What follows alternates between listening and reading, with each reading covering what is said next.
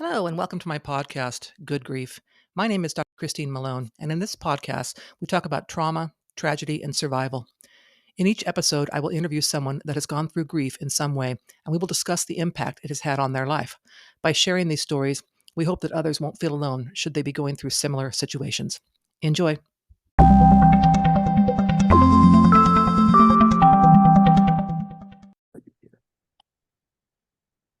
Okay, listeners, thank you so much for joining me for this podcast. My guest tonight is going to tell us the story about what's going on with her daughter, the diagnosis she received, and how that has really changed her life and her daughter's life.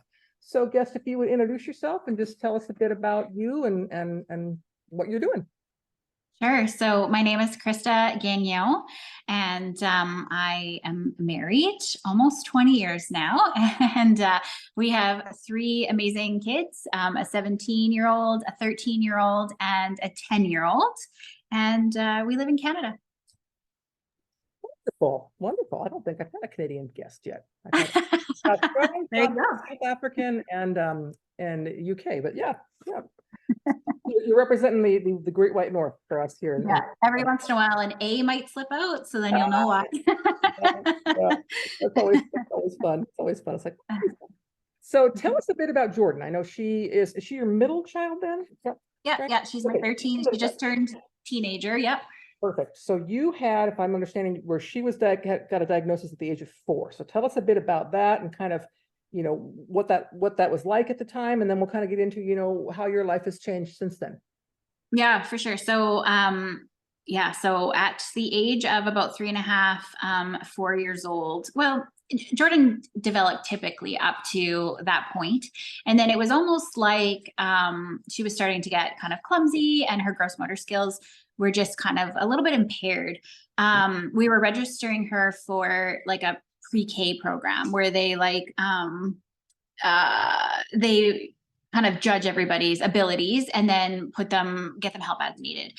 And I knew something would come up with the gross motor. That didn't shock me, but once she was registered, then they pulled me aside and said that I should take her to a neurologist. And that kind of it just kind of hits you different, right? And so I made a doctor's appointment, and to get the referral, we went to the doctor, and the neurologist called us within 2 days. And in Canada, that is very quick. That tells you that there was something major. And so we actually visited the neurologist quite late at night, and he ran every test he could because he was just fascinated with Jordan. And one of which was sticking a probe right into our muscles to see how they actually worked. And at that point, I knew there was going to be something major coming, but we still had no idea what. And we spent 1.5 years visiting doctors and geneticists to figure out exactly what it was. They threw out so many terms because nobody had any idea. Nobody knew. And finally, we did get genetically sequenced. And so in another country, they sent it away to another country, and it came back that Jordan had giant axonal neuropathy. So we call it GAN for short, GAN. It's very rare. Only 70 kids in the world at any given time have it. Yeah. That's wow. They have a very shortened. Yeah, sorry. I was going to say the only reason there's 70 kids at any given time also is because they have such a shortened lifespan. So, which is probably going to be your next question, right? Tell us a bit about that disease and what does it look like for kids once they're diagnosed or so on. And I'm assuming they're diagnosed almost always as children. It doesn't usually get diagnosed later in life. Yeah, exactly. Yeah, because it presents about around that age. So as they age and as it progresses, it will slowly take away their nerve function. So anything that the nervous system controls, it slowly takes it away. So for Jordan, the first thing was her ability to walk. So she had to start using a walker at the age of 5.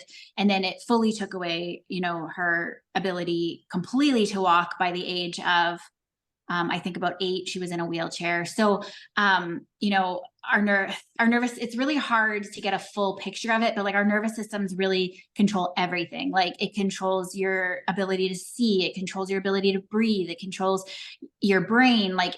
Your nervous system literally tells your body everything, every step it needs to take. And so, a lot of people know what ALS is, and so sometimes I compare it to that. It would be the childhood version of ALS. Okay, that's exactly what I was thinking about when you were talking. I thought it sounds an awful lot like ALS. So what Yeah. typically is, the prognosis for kids once they're diagnosed? Are they given like a lifespan, or I mean, what did you hear? It's such a rare diagnosis. So what did you hear, or what were you told at that time? Yeah, so the medical books, they say that children usually don't make it into adulthood. So usually teens, somewhere in their teens, is where they, kind of get sick or get pneumonia or something like that. We are really involved in the community now. And so we have a lot of connections and know a lot of people with GAN. And like we do know that the potential is there to be older, but it really depends on a case by case basis. We've lost a GAN kid as early as 10. Mm. So you just never know. We just Are don't there, know.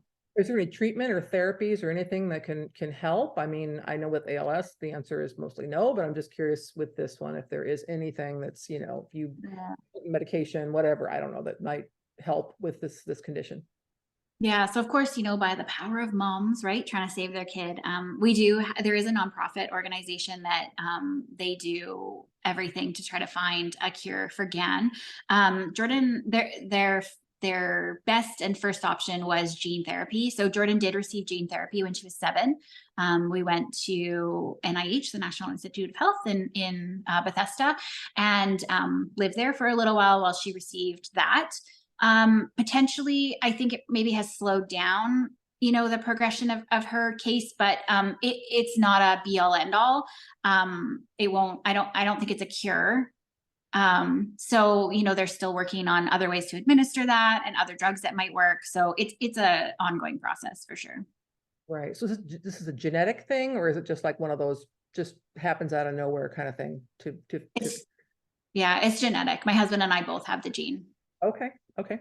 Mm. So tell me a bit, and I shared with you before we started recording that I have lost a child. So, and Mhm. when he was born and disabled, how much that changed my life. So I want to hear a bit about, kind of what changed in your life when you got that diagnosis, both as a mom and, as a family and so on, because I'm certain there were a lot of changes.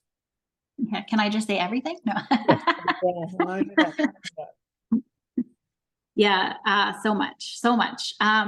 Those first couple years are kind of like a blur because, you're just so focused on like, well, figuring it out and learning everything you can. And then I was just so driven to like get her any treatment or get her in front of any doctor, like anybody that could help. And so I think it totally like upheaved our lives in the beginning because that was like our main focus. And then things settle down a little bit. Like we've been in this now for, I can't do the math, 7 years. And so things settle down and then it becomes something different. It changes you like deep within in your soul, right? um yeah, yeah, I don't know. I'm sure we'll get into this later in the call, but it has given us this like deep sense of like purpose and passion in life that I hope that we can share with everybody, that they're just like nobody is really promised tomorrow. And so we just like really lean into that. And all of our choices that we make are really based on that.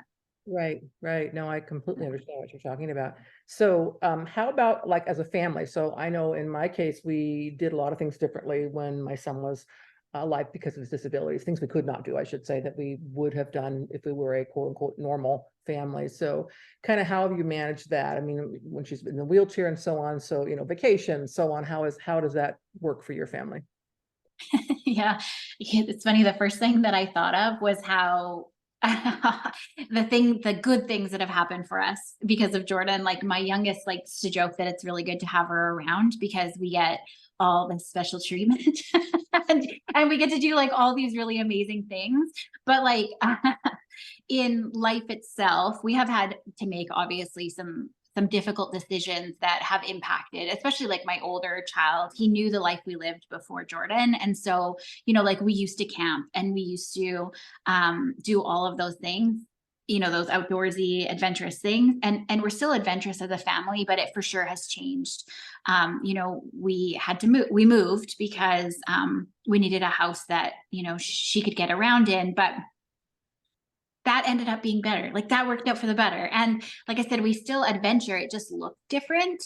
But I know there is some sadness and grief there for my older one and, my husband and I who experienced what it was like before the extra challenges of having a family member, that requires constant care and that's in a wheelchair. Yeah, Yeah. because I know when you, as a parent, you're thinking all the things you're going to do and what life's going to be like, and your kids are going to grow up and college and marriages and all this kind of stuff.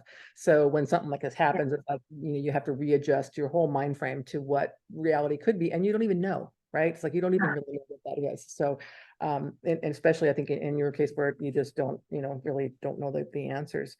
So you already hit on the question I was going to have about your other kids and how they have coped with this. I know in a lot of families where there's a child that requires more time from the parents, sometimes other kids feel a little left out or just they're not getting what they should be getting or whatever. Is that any problem for you where you've needed to like, I got to find something for the other kids to do because I'm spending so much time with Jordan, or does that ever come up at all? I'll just give myself a pat on the back. I feel like I've navigated that well in that I can get help for Jordan. Like I can, bring in help, hire help to help with Jordan. Again, we live in Canada, so the resources are there for that. I don't know what that's like in the US, but to really make sure that the time with, my kids,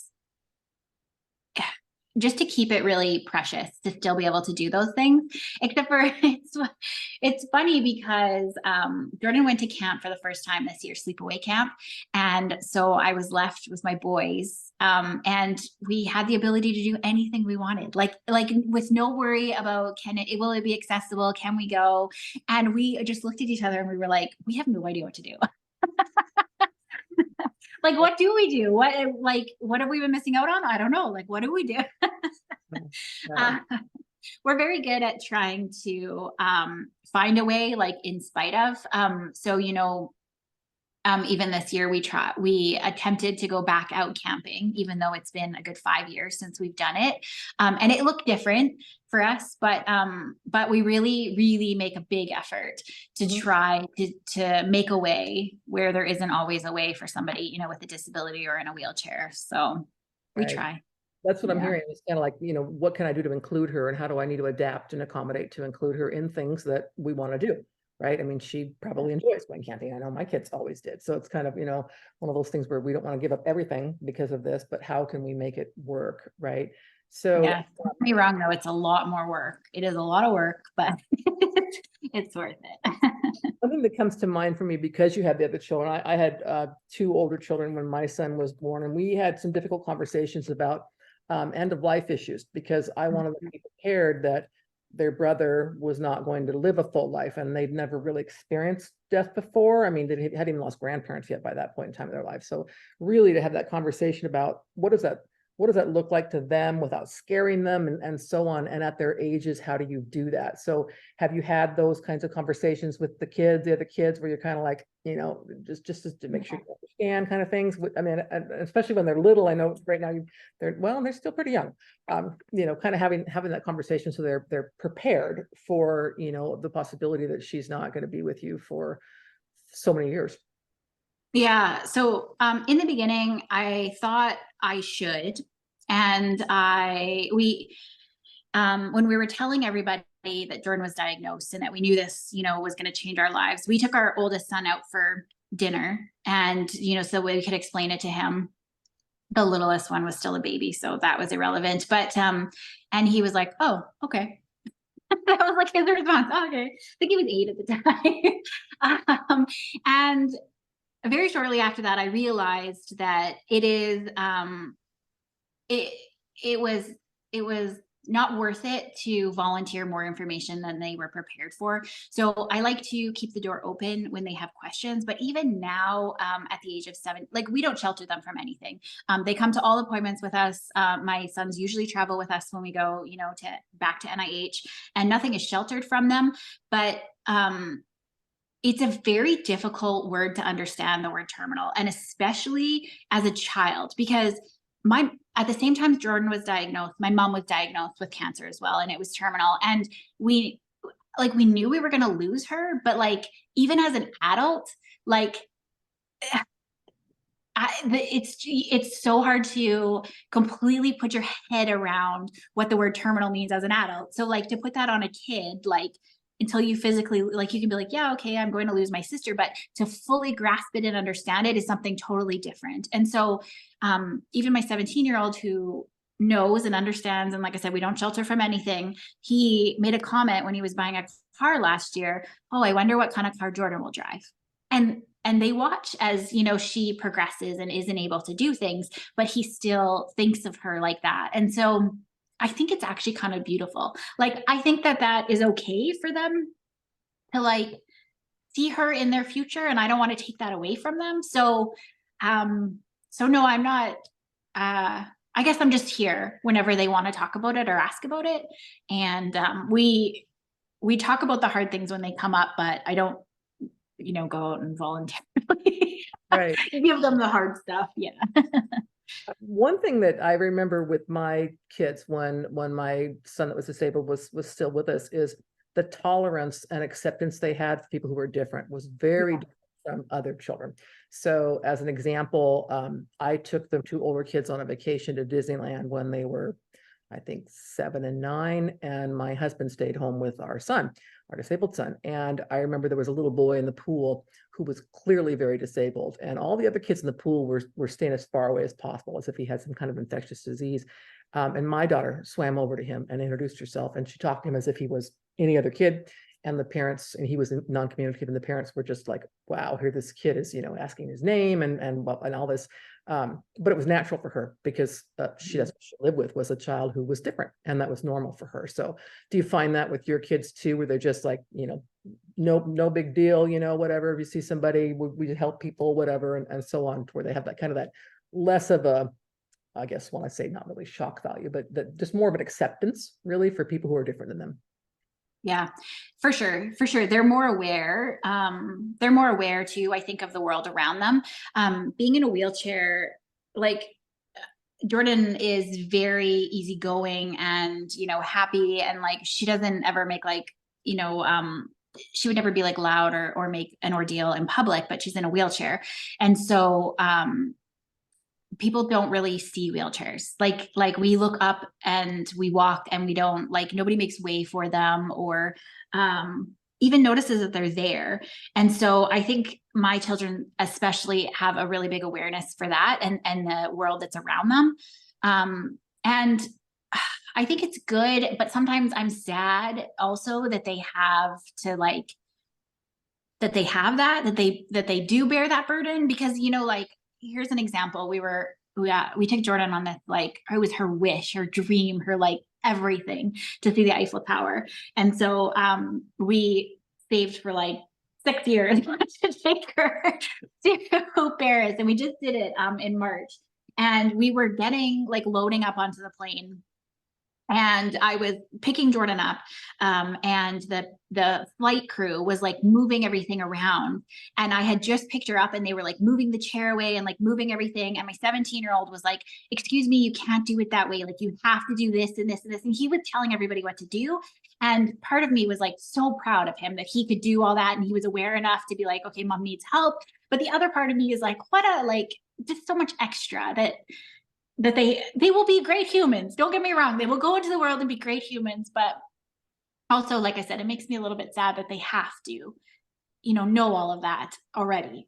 It's kind of like they're Anyway. learning, you know, life lessons at a younger age Yeah. than most people do, and that happens. But it sounds like you're making the best of it for them and involving them in ways that, you know, who knows, they may grow up and be, you know, neurologists themselves or work with special needs kids or whatever it might be. My daughter, that I was talking about, got her degree in early childhood education, and working with special needs kids is something she's always wanted to do. So, and I That's know amazing. related to the way she's grew up and you know, her brother. So tell me, Yeah. how is Jordan doing today? Because I know you told me something that she's in the middle of doing right now that I'm very excited to hear about. So tell me how she's doing today and kind of what she's up to. Yeah, you like really can't stop Jordan. You have to give her a little bit more time to get her words out, but you just really can't stop her. Yeah, she's pretty amazing. She for sure brings like a light, and everybody that meets her just falls in love with her instantly. Um, she has managed to accomplish some pretty cool things already in life, and I don't even know where to start. What are some of her claim to fame? She had an idea to create a sweater line. Originally, it started as a sweater line that had affirmations on it, because when she was at appointments, and she said, like, all the time, everywhere, people are always like, "Oh, Jordan, you're so brave, and you're so this and that," and not everybody gets to hear that. And so we put all those amazing affirmations that her and her group of girlfriends came, brainstormed and came up with. We put them all on sweaters. So, I am amazing, and I am loved, and I am enough, and all those things. And so it started as sweaters, it grew to stickers, it's now a journal. Like, it just keeps evolving. What else? She has her dream it, do it list. She has big goals to accomplish. Most would call it a bucket list, but we call it a dream it, do it list. She has big goals that she wants to achieve. And so we record that and show her journey of that on TikTok. She has also been in a commercial, like a major Walgreens commercial, and she is a little budding actress and model. So she's got lots on the go. I love that. Is that something she really likes to do too? Is kind of be out there and be like when you mentioned modeling, it just made my heart just swell. I thought it was so wonderful. But does she really enjoy that too? Oh yeah, she just like thrives in it. Like, today we had a business meeting where she was like pitching her merch to be like in a store. And I was like, "Oh my gosh, were you nervous?" And she was like, "No, it was so fabulous." And Oh my gosh.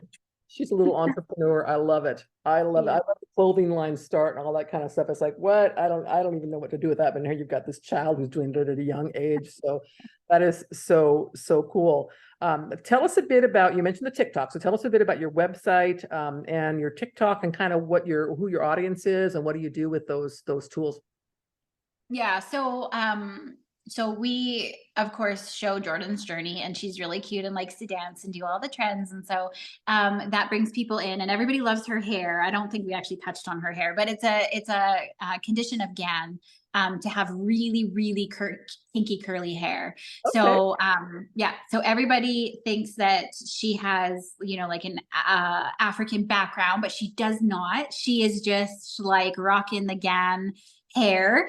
And so that brings everybody in. And then as a mom, I like to still talk about the really difficult stuff. So, I really, it's in my heart to share, so that people don't feel so alone about what like anticipatory grief is, and what it is to actually like be in pain and grief while the person is still there right in front of you. Because most of us have felt, the grief of losing a loved one once they're gone, but it's very different when that person is still sitting in front of you. So I like to use the platform, because there's so many people following along on our journey, to hopefully help people and let them know that they're not alone. So we like to share the good stuff and the bad stuff, all of it all together. And we do that. All of our platforms are going with the Gagnons, so you can find us anywhere with that. Yeah. We'll link to that when your podcast airs. Yeah. And when you mentioned anticipatory grief, it makes me think about grieving loss of abilities. So as she progresses with the disease, and she can no longer do this, or she can no longer do that, that has to be a grieving process, not only for you, but for her as well, I'm guessing. So how are you dealing with that? How does she deal with that? Yeah, yeah. So, yeah, it's interesting because when she was born, we didn't know she would have a disability. So, and we didn't know that, she'd have a shortened lifespan. And so, as a mom, you think of, oh, you're having a daughter, right? I have two boys, and now I'm having this daughter, and you think about all those things. I was so close to my mom, and we're gonna, like go shopping, and she'll have my grandbabies and all of that stuff, right? And so you not only grieve every time she loses a function, but you also grieve what will never be, or what you think will never be.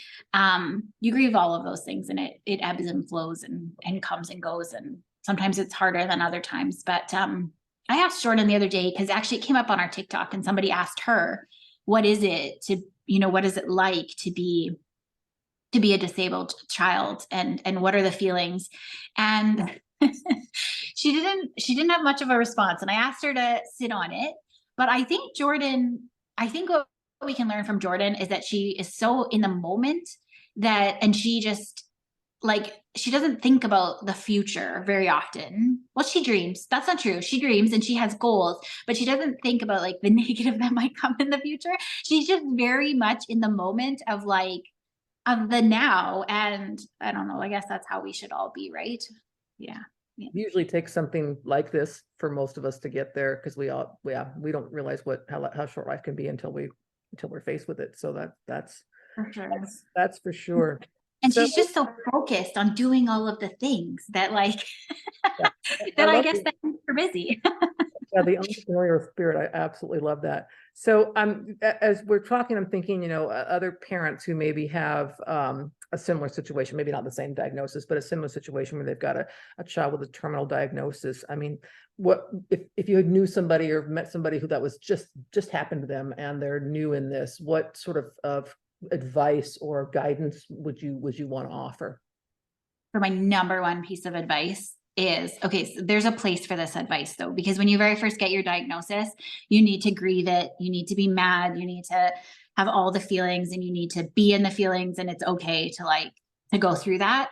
And then I think the most important thing is to find people who can know and relate to what you're going through. You need to find a group of people, a couple people that like when you talk to them about what's going on, they just already understand and they already know and they already feel that pain. Because to explain it over and over again to people who aren't in it is causes more pain. So you need to have your group of people who they just get it. They're just in it and they already get it. No, I get that. Kind of like a support group of sorts where you're just really, you aren't abnormal, right? You've got people who are experiencing the same thing. Maybe they're ahead of you in the game, they're behind you in the game, whatever it might be, but they're there and they know what you're talking about. I know for myself with my son that there are a lot of people in my life that didn't feel comfortable talking to me about my son or what my family was going through. And I remember thinking, I'd be happy to talk to you about it. I have nothing to hide. I'd like to talk about, how these things happen and so on. But a lot of people are very uncomfortable with that and they don't want to. So to be with the people who actually do get it and you can say, I remember in my case, I could tell somebody a really super sad thing about what was going on, but I'm talking to somebody who's been there and they understand it. And I didn't feel like I had to protect their feelings, if that makes sense, right? So it's kind of like, I know they know what I'm talking about, and I need to talk about this, and I need to talk about something where I feel safe and validated and understood. And that's not life in the real world with families that don't have any experience in these situations. So I completely agree with your comment there. I remember saying to, like, we're always fighting for a cure for Jordan, but there came a point for me, an evolutionary point where I have this calm or this peace that like if Jordan is just ours for this short amount of time, like I can come to terms. Still very sad, but I can come to terms with it, and it will be okay. But like I said that, I can say that to my group that is raising terminal kids. But when I said it one time in front of a family member, the look of shock and crazy on their face was like, wait, what? It was like I was giving up on Jordan. And that's not what's happening. There's so many emotions that live with grief and with this pain. Like, just because you know the pain and the grief does not mean you don't also have the hope and the joy and the happiness. I agree. Yeah. I agree. And I will speak for myself here. I know, even after my son passed away, I would say to people, and I'll say to you today, it's been 20 years since my son passed away. I wouldn't change a thing. I'm glad I had him in my life. I'm glad that I was chosen to be his mom. So, make me tear.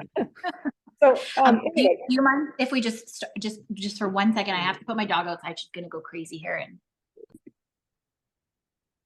so before we end, is there anything else you'd like to share with us? I mean, like I said, we're going to share your website, your TikTok, all that kind of information when we post your episode so that people can kind of find out.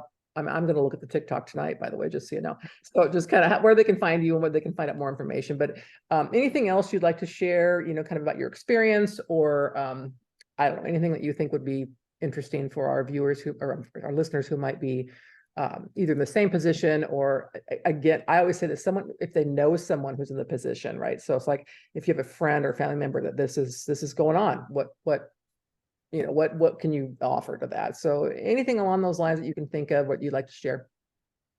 Yeah, we touched on so much. But but I think that what is the most important thing is just to give grace, and like to give grace to yourself, because there will be some really bad days and that's okay. And there will be like a lot of messy days and that's okay.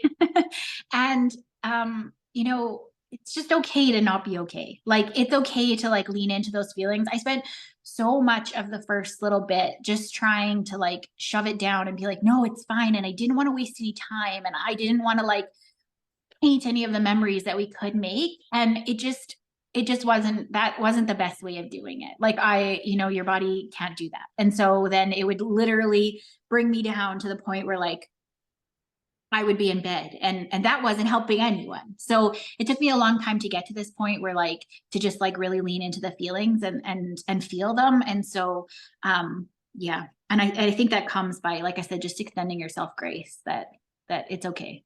Yeah, and not really having, I mean, having a space like we just talked about, getting a group of people that know what you're talking about, where you don't have to put on that facade, right? I don't have to pretend to be I'm something that I'm not, and I don't have to protect other people's feelings, which I know was one of the things that I dealt with when I'm, telling people my son's not going to live very long.